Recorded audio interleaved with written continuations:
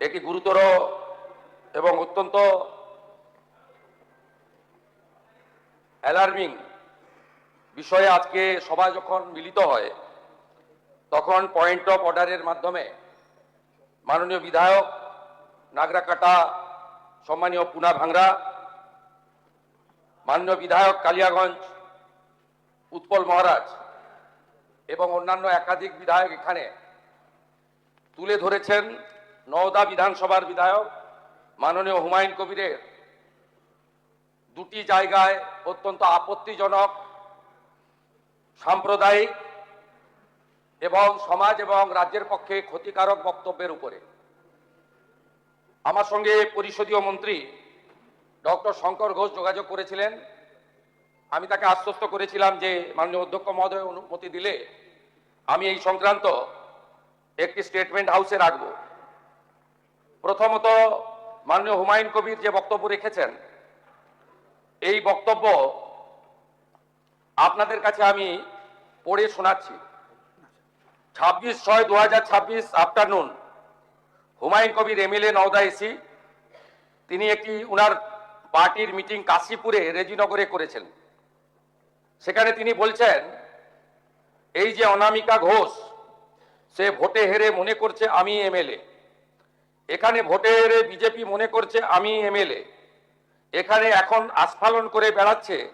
তা আমি শুভেন্দু অধিকারীকে সেদিন বলেছি যে আপনি ভোটে জিতেছেন, আপনার দল জিতেছে, খুব ভালো কথা, কিন্তু মুর্শিদাবাদে আস্ফালনটা একটু কম করবেন।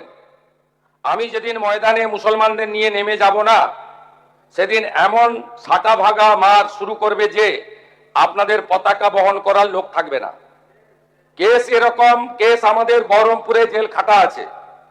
5000 লোককে আপনি বহরমপুর সেন্ট্রাল জেলের যা আয়তন তাতে 4700 বা 4800-র বেশি লোক ধরে না।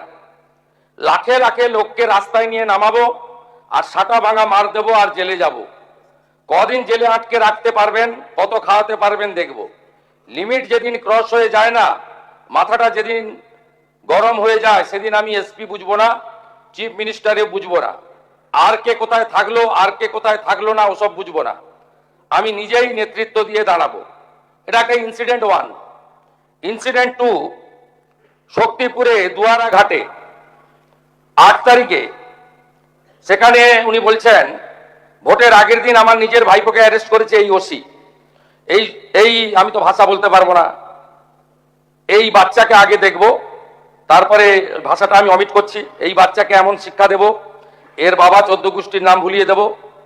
এ লালগোলাতে 500 মুসলমানের লাইফ শেষ করে দিয়ে এসেছে।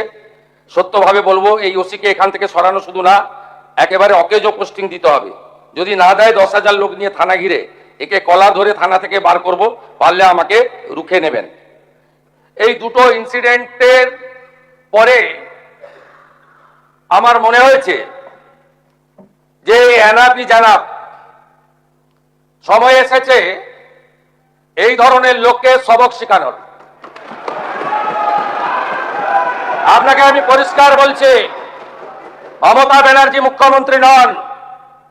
আপনি দুর্বল মুখ্যমন্ত্রী পেয়ে যা খুশি করেছেন, যা খুশি বলেছেন। আমি আপনাকে বলে গেলাম আমরা দুটো এফআইআর স্টার্ট করেছি। Rejinagar PS case number 219/226 dated 26/6/2026 under section 152, 192, 196, 197, 224, 299, 351 within bracket 2, 352, 353 of the ভারতীয় ন্যায় সংহিতা।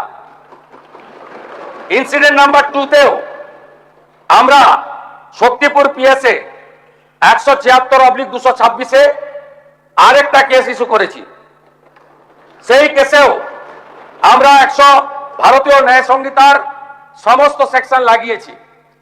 এবং আমি আপনাদেরকে অ্যাসিওর করছি, এত বড় ক্ষমতা আপনাকে কেউ দেয়নি। আপনি মুখে যেগুলো বলেছেন, আপনাকে আমি বলে গেলাম, আপনি কেন করছেন আমি জানি, আপনি কেন করছেন রাজনৈতিক কারণটা আমি জানি।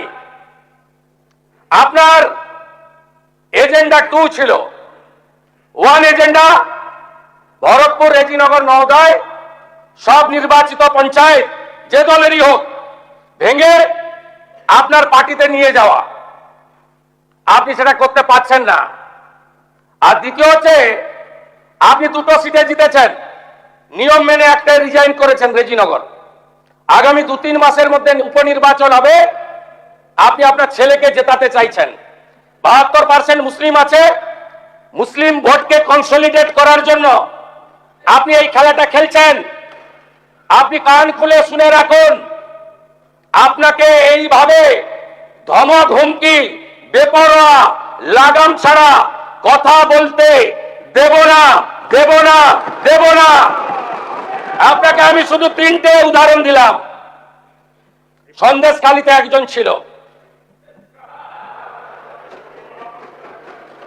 2024 1 জানুয়ারি বলেছিল তৎকালীন বিরোধী দলনেতা এলে তার হাত কেটে পায়ে, পা কেটে হাতে লাগাবে আর চামড়া ছাড়িয়ে মেদিনীপুরে পাঠিয়ে দেবে। ওর অবস্থা কি হয়েছে সবাই দেখেছে।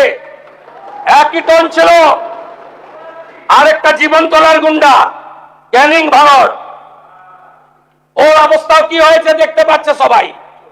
আরেকটা পুষ্পা ঝুঁকে গেছে নেই, এমন ঝোঁকা ঝুঁকেছে, খালি পায়ে, ছোট প্যান্ট পরে, কান ধরে উঠবস করতে করতে যাচ্ছে।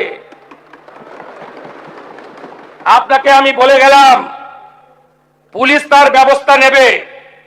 আর আমি 1 সপ্তাহ পরে মুর্শিদাবাদে যাচ্ছি। আমি প্রমাণ করে দেব ভারতবর্ষের সংবিধান, আইন শেষ কথা বলে, কোন বাতের আওয়াজ শেষ কথা বলে না। আপনাকে সংযত হওয়ার, সতর্ক হওয়ার, এই ধরনের কথা প্রত্যাহার করার এবং ভবিষ্যতে এই ধরনের কথা বলার আগে 25 বার ভাবার হুঁশিয়ারি দিয়ে আমি সবাইকে আশ্বস্ত করছি। আপনারা ভাবছেন কেস হয়েছে, অ্যাকশন কবে হবে? যারা ওকে ডেকেছিল এই সভাতে তাদেরকে আগে তুলবো, তারপরে আপনার কাছে যাব। যা করার করবো, আমি আশ্বস্ত করছি আপনাদের। আপনি ধরে রাখুন, এটা ওর শেষ বক্তব্য, ধরে রাখতে পারেন। এই সরকার আইনের শাসন প্রতিষ্ঠা করবে, গুন্ডাদের শাসন সমাপ্ত করবে, নিশ্চিন্ত থাকুন। সবাই ভালো থাকবেন, ধন্যবাদ।